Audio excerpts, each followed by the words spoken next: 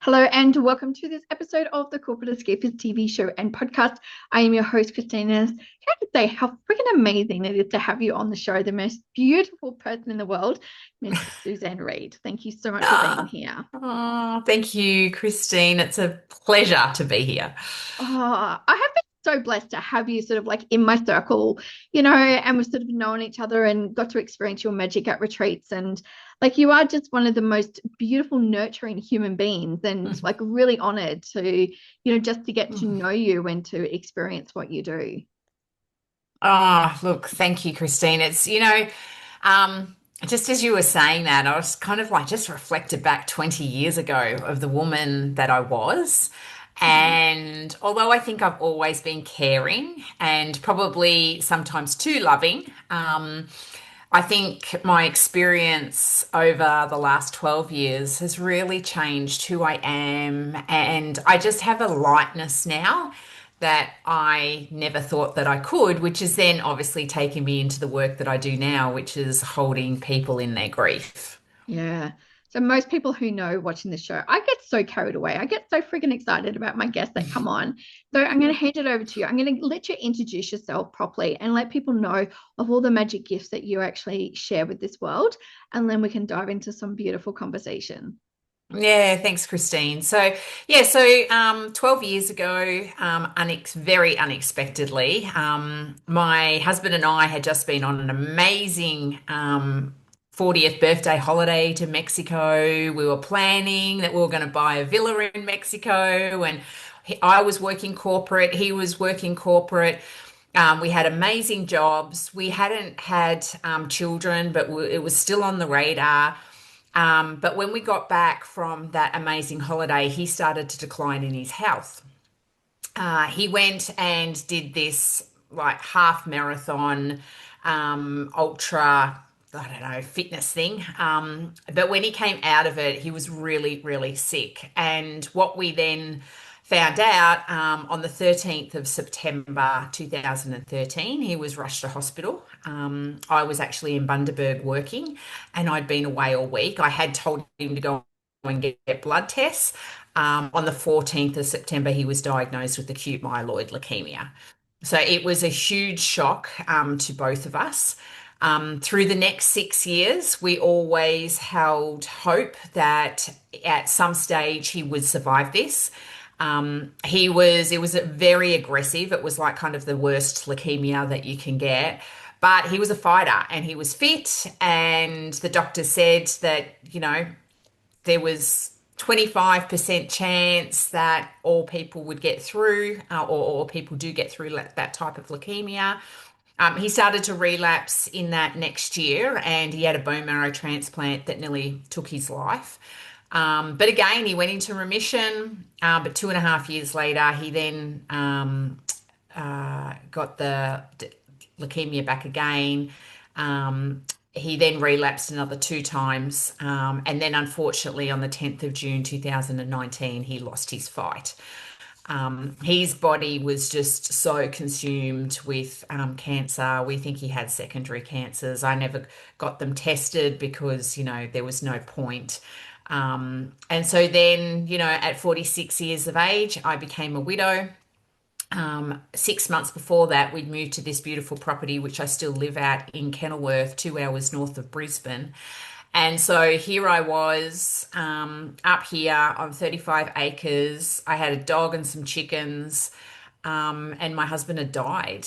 And it was never part of the story. The part of the story, which is why we moved up here, was that he would survive and we'd host survival retreats and have this beautiful property that would foster health and wealth and a lifestyle that we could both live quite successfully. But that wasn't to be. 3 months after he died, I made the decision to resign from my corporate life, and a lot of people around me were really shocked about that. But I just didn't have the tolerance anymore. I was working in a position that had thousands of people, hundreds of millions of dollars of budgets. It was a job that I needed to travel. I had to go to Brisbane, and I was just like, I'm done. I can't even barely hold space for myself right now. even 3 months after he'd passed away, I don't think I'm ever going to be able to do that kind of job again. So I quit the job. Um, a friend said to me at the time, just take 12 months off, Suzanne. Don't worry about working. You'll find your path. I did do that, but I never went back to your typical job. I then blossomed into, well, let's build the dream. We bought this property up here in Coolabine to actually build cabins and have that retreat space. Why don't I go ahead and do it? So 3 years later, I'm here. My business is about to open or have its 12-month anniversary next month, which is super amazing. And then I've also built another business, which is Life Beyond the Grief. And that's where I hold space and just allow people through my own experience, through the healing that I've done, through the practices that I've learned, through the coaching that I've got, to actually then help others heal and allow them to actually live a life and believe they can live a life even though they're still grieving, because grief sits in you forever. There's days that still are very heavy for me, that bring a lot of sadness. Last weekend, I was at the Women's Wellness Festival. I'm doing a grief session, and it was the 13th of September. So it was 12 years to the day since my husband was rushed to hospital. The next day, I'm at the Women's Wellness Retreat, again, holding space for ladies that had just lost their husband 7 weeks ago, had lost a child recently.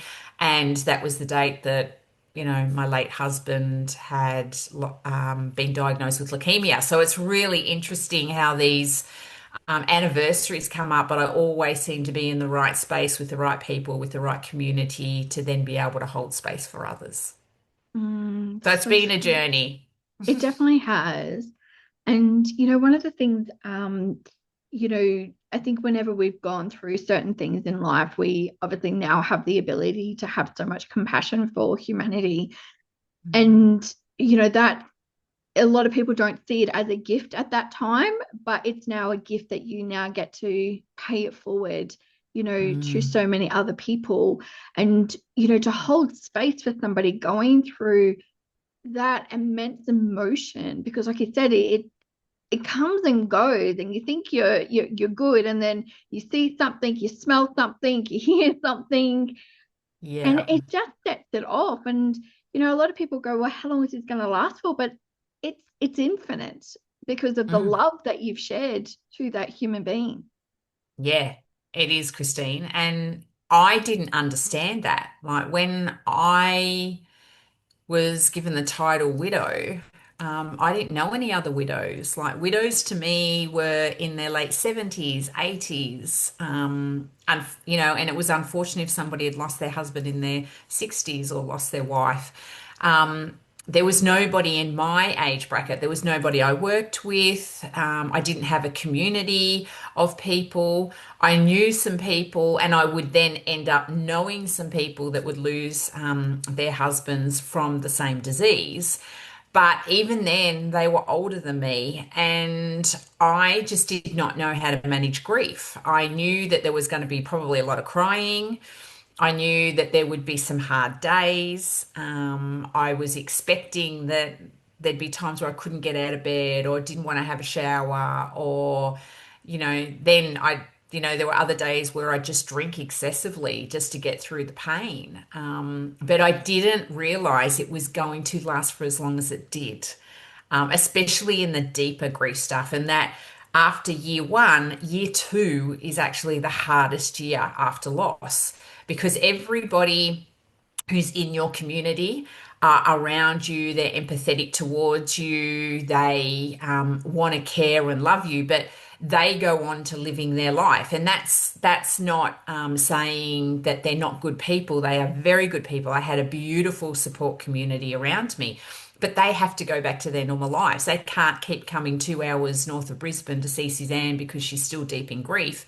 And then Suzanne starts to hide it in year two, right? So I started to hide it. I started to drink even more heavily. Things just started to happen that, you put on weight, you don't want to exercise anymore. There's just this total flow on effect.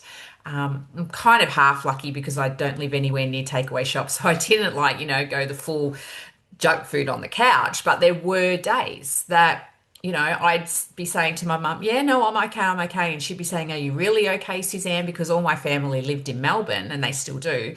And I'd be like, no, I'm okay. I'm tired. I haven't had a good night's sleep. But the good night's sleep I never had. There was all going to sleep was the hardest part of the day. Going to lie in that bed, that king size bed that has this beautiful view, and I'm not sharing it with anyone. Lucky I had my dog and he would sleep on the bed with me. But even there were times he was crying with me, and I'm like, oh my God, this is just horrendous. Nobody told me that this is going to be this bad.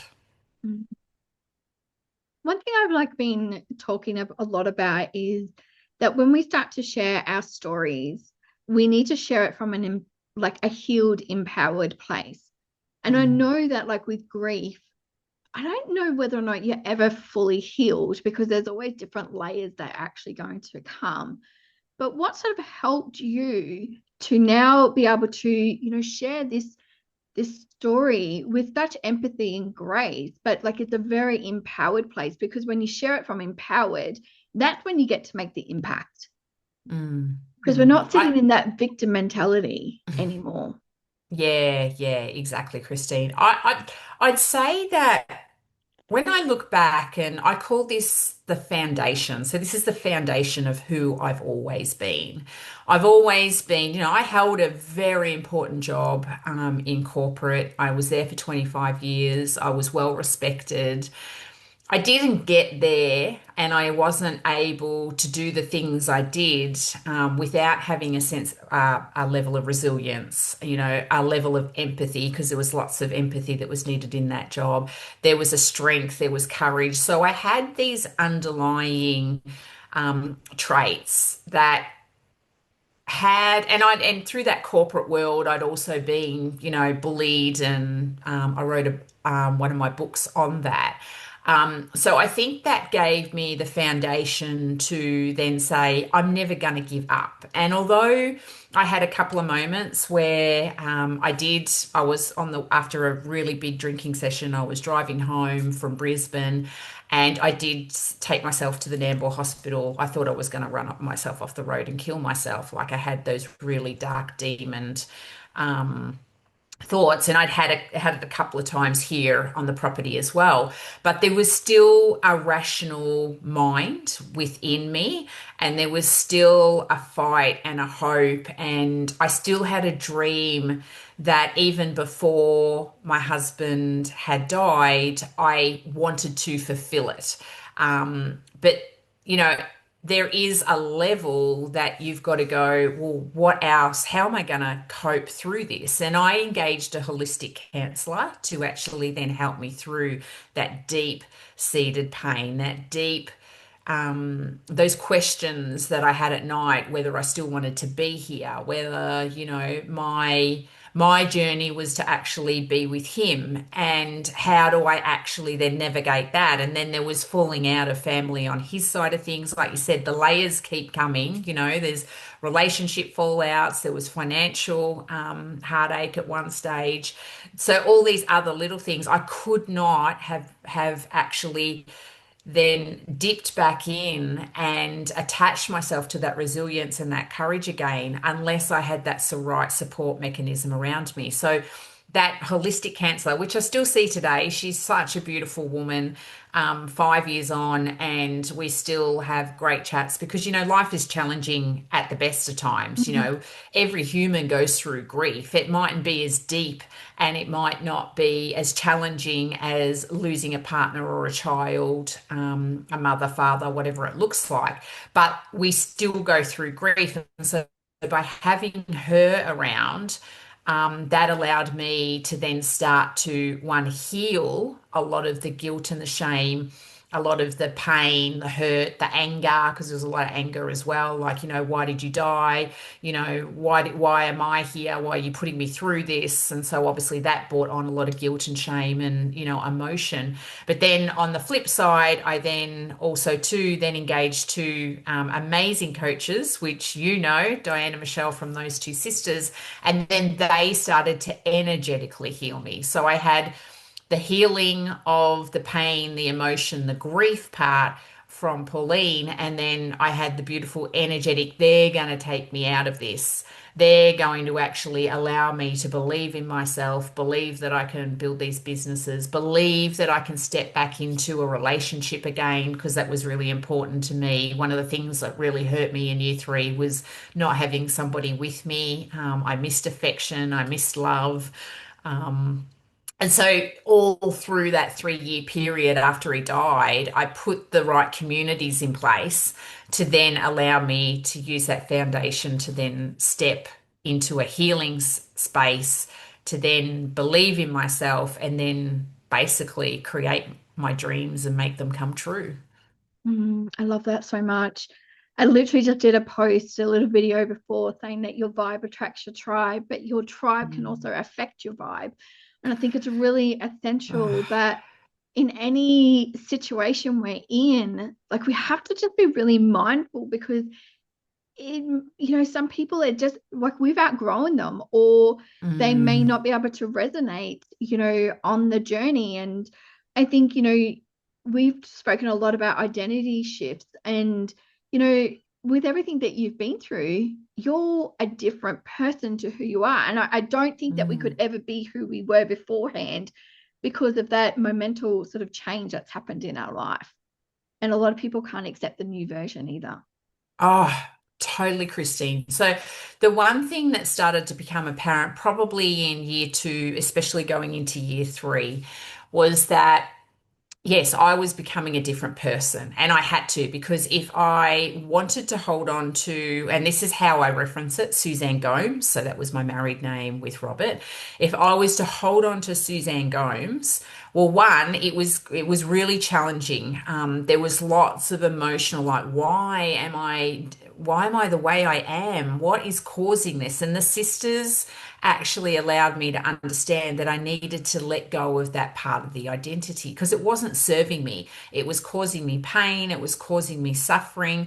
There was a lot of relationships that were associated to Suzanne Gomes that again weren't serving me. Some of them were toxic, some of them were just painful, some of them basically hadn't grieved Suzanne Gomes. And so that's the other part, right? Is because your friends and your community around you, as you're going through this transition to actually then build a new identity that is outside of that person, is that they are like, no, I want Suzanne Gomes. I want her to still be here. She was the fun loving. She was the one that we'd go out partying. She was the one that always was there for everybody else. She was the one who gave so much love and care and affection.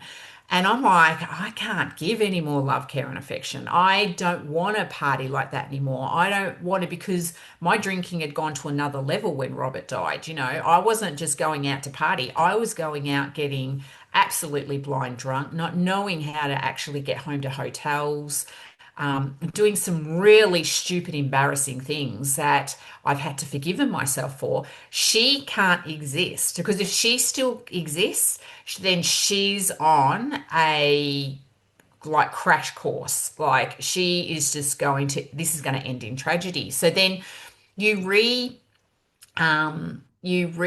find yourself and you start to pull in all this new community and the healing then softens your heart. And I was very upfront. I know I've lost a couple of friendships because their person then got really sick. One of them in particular got cancer. And I couldn't hold space for them. I couldn't be there for them. The triggering of what it did for me, I was just like, I can't do this. I'm still trying to hold myself. I can't step back into holding somebody else that might possibly have the same outcome as me. As long I know that I need to, they want me to, but I can't. And so I created new boundaries, which then lost relationships. It put some tension in other relationships. It took, and then you go through that healing, right? Because now you've got your counselor and I've got my coaches, and they're now helping me get through that relationship grief because I'm a new person. They haven't changed. The process that I'm going through is growth and evolvement and transformation, and they're still living their life in their same house with their family structure, and everything's, kind of like hasn't really changed. Here I am, new relationship, becoming a stepmom. People are really not understanding why I even chose my new husband some days. And it's like, well, that's because I'm Suzanne. And at that time, for probably about 2 years, Christine, I just said, I'm Suzanne. I don't have a new personality type. Now that I've remarried and I'm Suzanne Reid, I especially know who I am. And it's very clear of what I stand for now, which is probably the strongest that I've ever recognized in my whole life. I've never loved myself so deeply. I've never been so passionate and pure in my essence. I've never stood up for myself to the point that I do today. And I have a new family, which obviously, brings in a whole new set of, love, but also challenges. She's just transformed. And so, yeah, that last 3 years has been a lot of grief on top of the mourning of my late husband. Yeah. When you look back now, obviously you've had your counselor, you've had coaches, a new community around you. What has been the gift that you've seen in yourself, that you've given yourself? Oh, it's love. Yeah. Love. With the sisters, and my counsel is very aligned to their methodology. So it's been a beautiful kind of um, partnership, even though they've never met each other. It is a partnership with me that's very aligned. But I talk about this in one of Diane McKendrick's books where I wrote a chapter, and I found that I didn't love myself probably really at all when I was with Robert. And that's got nothing to do with him. That's just because my identity was very much associated with my title of, his wife and this corporate executive and, this woman without any children, because I hadn't been able to have kids. And so looking back inside myself, although I was quite confident, although I came across like I did possibly love myself, but I didn't, I was still shaming myself about my body, whether it was my hair, my looks. I was shaming myself about my intelligence and that came in a few times with some bosses at my corporate role that I'd been over promoted and that I wasn't as creative or strategic as I needed to be. So a lot of criticism through that period. And then when Robert was sick, like I had 6 years of, at least 18 months, two down from the CEO. I'm working these hours. I'm doing meetings from hospital rooms from while he's getting chemotherapy, I'm on meetings. He's criticizing me for, not being there fully for him or maybe disrupting somebody in the hospital. They're saying to me, Suzanne, we can't hear you. You need to speak up louder. Like there was this whole conflict, and it was just, you're not here for me and you're not here for me. So that whole kind of self-love wasn't possible. But then I still remember the day after a really big weekend, and I wasn't proud of myself. I'd kind of gotten to that point where I was like, oh Jesus, Suzanne, you've really dishonored yourself. You put yourself in a situation and you've dishonored yourself, and you've got to like own this and show up for this. And I looked in the mirror and I said, I don't want to see this version of me anymore. I was sad. My skin was awful. I had psoriasis in my hair. My nails were breaking. I even remember, like, I had, well, I'd just, been basically drunk for a week. And I'm like, you can't keep doing this to yourself. Like, that is it. And I stood in front of myself and I said, I'm going to love you, but I'm not going to love this version of you that's standing in front of me. I'm going to find a way out of this and I'm going to love her. And that was the first moment that I said to myself, that's enough. We've had enough. And then once at that stage, I was working with Michelle and Diane, and then the mirror work every morning. I love you, Suzanne. That was the first thing I did. I'd get up, go to the bathroom, wash my hands, and as I'm washing my hands, I'd say I'd love you. I had a gratitude journal, which actually that's really funny. I've got it right here now. This is the one I'm using at the moment, and I'd write down everything I was grateful for, but grateful about myself. That I am a beautiful person, that I do have beautiful hair, that I have got a beautiful body, and that I can achieve things. So then I'd write down, I washed my hair this morning, I did the dishes, I did the washing. And I just started to build love into my life for myself because I knew if I was going to meet a new partner, I had to love me first because whatever they brought with them, I was going to have to be strong enough to tackle all of that.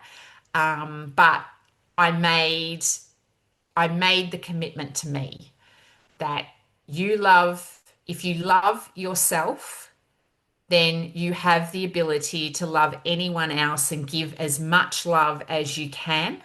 But you have to have and own and feel your own love first. Mm, it's so powerful because, like, well, I'm 48, and it's almost like the first time in my life where I actually get that whole concept because, Mm. growing up, it's almost like, well, you just give to everybody else. But we're not Mm. actually taught how to give back to ourselves. Like we talk about self-care, self-love, but self-care is not just taking a bath. Like there's so No. much more to it that needs to be talked about in the world so that, when women are growing up, and it's not just women, like men and women need to understand self-love. They need to understand Mhm. that in order for you to make any changes, for order for you to truly love somebody else, you need to love yourself so you can teach them how to love you as well. Yeah, yeah. And you need forgiveness, Christine, right? Yeah. Because we've all done silly things, right? Yes. And that brings on shame. And then that brings on, lots of negative energy towards yourself. I can't remember, it must have been last weekend, maybe the weekend before, I was, at one of these festivals, and somebody actually said, talk to yourself like you're talking to your best friend. Yeah. Give yourself the love that you would give your best friend. And it just made total sense. Like, why do we just offer all this love and all this care and forgiveness and kindness to everybody else and then basically put ourselves in the corner and criticize the hell out of us, even though what we typically are as humans are beautiful, beautiful people, but we don't then bring all that beauty back to ourselves. Yeah, absolutely. And it's also the fact that I mean, I see the gifts in everybody else. And it was really reminded me today, like of how much of our own gifts, like we dull down. And, it's like working on paradigms and all of that at the moment. And I'm like going, wow, like this has just opened my eyes up so much more that we dull ourselves down because we think that we're too much or maybe not enough for the people in our circle. But that all comes back down to Yeah. self love.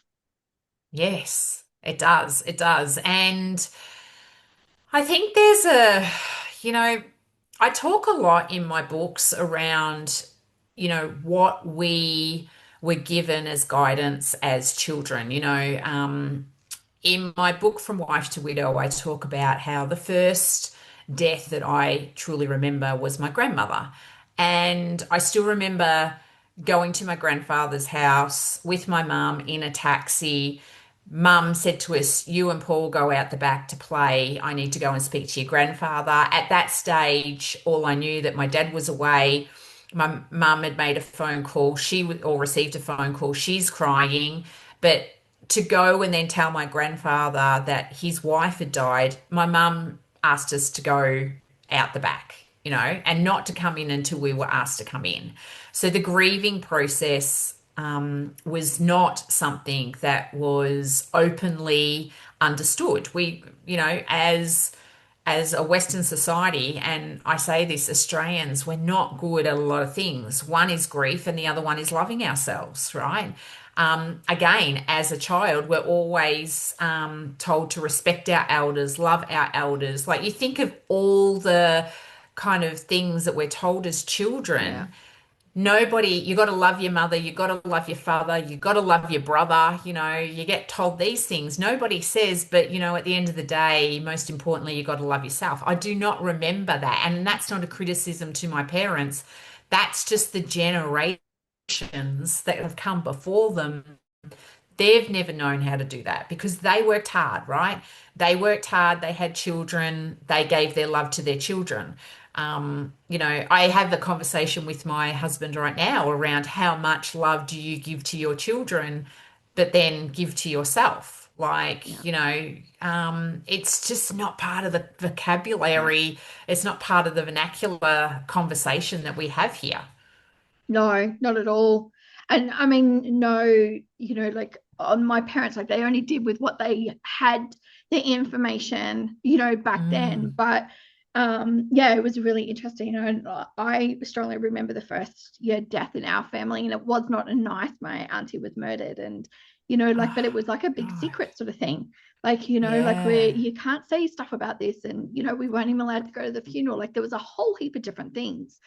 So it's a really interesting concept now, but I don't think a lot of people go, oh, well, I'm too old. I'm too, like, I can't change and all of that. But I think the message that I want people to get from this is like, it doesn't matter. Like, age actually has no boundary. Like, it doesn't matter Oh, about that. It's like the no. time is now. If you're hearing this, your time is now to give back to yourself. And we've Yes. all gone through stuff, regardless of how big, little, or whatever you might think it is. But we've all Mm, gone through some sort of, I call it commotion because it sort of shakes everything up in your world. And yeah. that shake up is what we actually do need to be able to remind ourselves to give back. Yeah. Yeah. And, there's a level of wounding Mm. and victim mentality in our society at the moment as well, is that we have to always have a reasonable reason to outside event, an outside person, something environmental that Yeah. caused us to be sad, right? But we got to look deep down inside. Yes, there were days where I was really, really sad, where I was possibly even angry. But somehow I pulled myself together and I got to that event, or I went, okay, well, I'll go and do this, or I got myself out of bed, or I cleaned my teeth, whatever it looked like. I think we've lost because we don't love ourselves, we're always looking for external love. And Yeah. so when you're looking for external love and then you can't find that, then again, that victim mentality, that poor me syndrome, that, oh, I've got to go and tell everybody about how bad my life is. And I am guilty of it. Like, I am the first one to Yeah. say that I have done a lot of that. Yeah.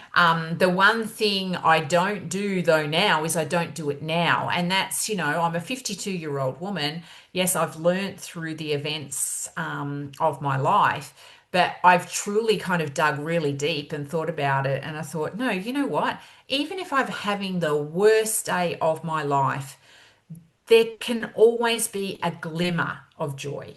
I Yeah. can always find a glimmer of joy, whether it's been in a book that I've read, whether it's maybe seen something on social media, whether it's on TV, maybe whether it's just going outside and seeing the sun Mm. shining down on me, and then, that beautiful feeling of, heat on my skin. We can always feel joy in the deepest, darkest moments. On that day that my husband died, there was still joy in my life because I was surrounded by people. I had a memory which I was very grateful for, 22 years on this earth with this beautiful man. There was still joy even on the day of his funeral. There was still joy on his anniversary, right? Every day I look and I find it. When you stop looking to find love inside, or you stop looking to find joy in your day, that's your point in time where you've got to say enough is enough. That's your point in time where you've got to find the right support, the right community to help you step out of that. Because that isn't living life. And that's what I've learned is that I want to live my life to the absolute fullest, and finding joy and love is what enables me to do that. Yeah, I love it. I love the fact that you've also created sort of like a community yourself. Like you have these monthly, meetings as well for people to come in. And, I've been so, fortunate I got to attend because we're talking about grief. I lost my dad a couple of years ago. And, like I was saying, Mm, like there's all these little moments that happen, but it's also the identity change, that you go through with it. And that community that you are now bringing in, I think is so widely needed that, we all experience grief in such a different way. And it's not like, oh, mine's mm. bigger than yours, or, those sorts of No, things that, no. we do, we compare going, Yeah. oh, but mine's not as bad as yours. So that's okay, you go. But that's again the actual lack of self-love that we have for ourselves. Yeah. Yeah, and that we have to play grief ping pong is what I call it. So, when somebody empathy is nobody really, even I didn't, I shouldn't say nobody. A lot of people don't truly understand what empathy looks like. And so grief ping pong looks like it'll be okay. I remember when my dad died. It'll be okay. I remember when my business fell over too. It'll be okay. I remember when I lost my marriage, because obviously grief is bigger than just the person. And then you start to have this ping pong, because then the person who is in the depths of their grief, they start to get angry because it's like, I don't want to hear about your grief story right now. It's actually not important as mine. And guess what? It's not. Um, so, one thing that I have started to do a bit of, and I did it last weekend, I had this beautiful lady. So, as I said previously, there was a lady at this festival. She'd lost her husband unexpectedly 7 weeks beforehand. Here she is at this festival. She's got two young girls. I think they were 5 and 2. Or 5 and 3. The 3-year-old found dad, and he'd passed away in her bed, right? It was just such a tragic, damn like story. But she's sitting there crying. And one of her girlfriends at the end of the day came up to me and she said, how do I support her? I've put this in place. We've got food, like a food kind of roster going. We're helping out with the kids and everything. What else can I do? And I just wrapped my arms around her, Christine, and I said, "Do you don't understand right now how beautiful you are?" And she's like, "Okay." And I'm like, "No, when people ask me, how can I support them?" And it's not just because you want to do the grief ping pong or you want to be this supportive friend. You're actually saying to me, I actually don't know how to do this because I've never been there. But she said to me, I could only imagine what it must feel like. And you've been there, so can you give me the guidance of how I actually truly support her? And the lady who was grieving said to me, she's had people that have said to her already, I don't know how you must feel right now. And her answer was, well, if you put yourself in my shoes, you can. Imagine. And that's what I'm trying to educate people on. One, just support and hold space. People sometimes don't need to tell the story over again. They don't need your story. They don't need the solutions of how to do things because that's quite unhelpful as well. But they also need the flip side of if that was me, I'd be exactly like you right now. Right? If that was happening to me, I don't know what I would do. So I get that you don't know how to do it either. Like, we can all put ourselves in somebody else's shoes if we truly want to. And if you do that with grief and then you put the empathy in a place that's not about you and is about the other person, then you can truly support somebody. But again, we're not educated on that. And so I just love when I hear from a person that says, my mum's passed away. What do I do for my mum's passed away. How do I support my dad? You know, my brother passed away. How do I support my mum and dad? Like, you know, that that gives me the most joy. Of course, I sit with widows and people that have lost, but when people want to know how to support, that's the most beautiful. I think that's when humanity is really Yeah, shining because they're truly wanting to do something that they have never had any experience in. And that's what you need when you want to support somebody in grief. absolutely. Absolutely.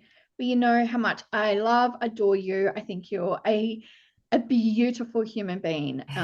Just absolutely amazing. How can people work with you? Because I strongly encourage anyone, like any type of grief that we've gone through, even just losing your own identity, like we go through shift and change. That's a grief in itself. So how Yeah. can, the people listening, connect with you? We're going to pop all your details below, but how can they come and work with you? Because I think everybody should be doing something like this. Yeah, thanks, Christine. So I've got my social media profiles, which is Life Beyond the Grief on Facebook and Life Beyond the Grief Mentoring on Instagram. I've also got my LinkedIn profile, Suzanne.reed, and I also have got my maiden names with this Kinnaburra and Gomes on that. I've got a website, www.suzanne, Suzanne, Gomes, Gomes.com.au. And I've also got my email address, hello@suzannegomes.com.au. As you said previously, I do run a monthly grief couch, which is either on the first Monday or Tuesday of the month. And that's an hour and a half session. It only costs $15 to come. You can actually bring a friend, which I really encourage. So I've got a 2-for-1 offer with that. And I just talk about different elements of grief. On this, I think it's the 8th. I think it's the 8th. There you go. Now that's tested me. It might be the 6th, actually. Sorry, it's the 6th of October, is the next one, and it's grief at work. So, how do you manage your career and work when you're grieving? But then also on the flip side, as a boss, as a colleague, how do you actually support somebody that's grieving, that's lost something or someone in their life? Because we bring grief to work on a regular basis, and a lot of us don't know then how to manage that in work, but we to actually then ask for support, but then we also don't know how to support others. So yeah, and I have retreats, I have mentoring, I've got my podcast, Life Beyond the Grief, which is on Spotify. There's some really great episodes on that, again just giving some guidance around different aspects of grief and some amazing interviews. I've got 2 interviews this afternoon that I'm doing, a lady who lost her son to suicide and a couple that were both widows that have now partnered and have got a beautiful love story. So, there's a number of ways to contact me. And yeah, I truly don't believe that people understand the support that they really do need to live and believe in themselves again. So I'm definitely open. Oh, and I have my healing practices, of course, as well. So yeah, there's lots to offer. I know, you're And of course, the amazing. beautiful retreat here, Coolabine Retreat, which is where I hold a lot of it. Yeah, So yeah, I'm hoping to get up there very soon, have a weekend yes, away. So definitely. amazing. Before you go, we normally ask our guests just some fun little questions just to sort of, get to know you a little bit. So the Yep. first question I'd love to know is if you've got some spare time, would you prefer to watch a movie or curl up with a book? A book. Ask my family. I cannot watch movies. I used to be a massive movie goer when I Yeah, was in my 20s, but not anymore. So yeah, definitely a book. And this room is surrounded with books. yeah. So I was going to ask, are you a Kindle type person or are you a physical book? No, I have physical book, but I am a multi-book person. So I've Yeah, got four books on the go at the moment, yeah, three beside my bed and one on here. So that's my emergency one when, sometimes you're just sitting somewhere and you're waiting in the doctor's surgery or yeah. something. And then, yeah, I have that on there. Yeah, I totally get that. I've got three beside my bed right now, actually. So, and I flip between Yeah. them depending on the mood, of what I Yeah, need. exactly. Yeah, with it. So I totally understand it. If you were to travel to your like favorite dream destination, would you prefer to travel by Hmm. plane or by boat? Oh. Ah, God, that's really stumped me now because I never used to be a boat person, but I went on a cruise last year with the family. Um, I I think a plane because I love just getting there and just being, immersed in like where I am and the culture and um, yeah, I think I like going on cruises now, but especially if I'm going to my dream Yeah, destination, then no, I'd rather just yeah, get there and get into it. yeah, yeah. If you could have a dinner party, now you're allowed to Mm. invite one guest from either the past or the present. Who would that one guest be? Oh, that's easy. Okay. Mel Robbins, right? So Oh, she's I coming next listen. year. I know, and do you know that I'm actually away in Vietnam? I'm like, Oh, no. So I listen to all her podcasts. yes. I am like in love with that woman. Oh, yes. Like she just inspires me. The research, the quality of the interviewees that she Yeah. gets on her podcast. I've read her book, Let Them, twice. I've lent and have I got my copy here? Oh no, I've got a copy there in the back, the green one.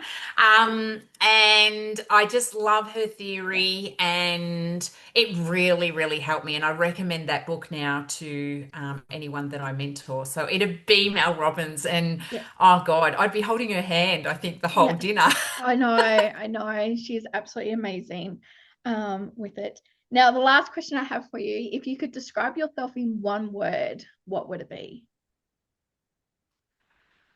Ah, just love. Love. Yeah. I'm just full of love. Yeah. Anybody that trusts me, respects me,